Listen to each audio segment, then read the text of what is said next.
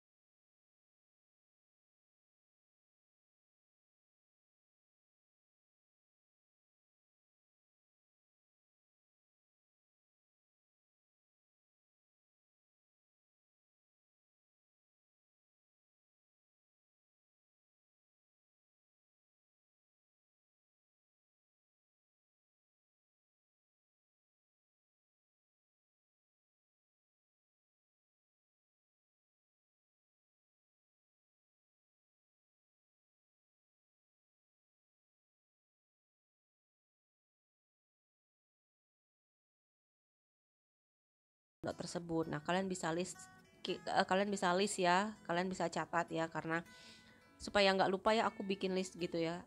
Aku bikin catatan 1 2 3.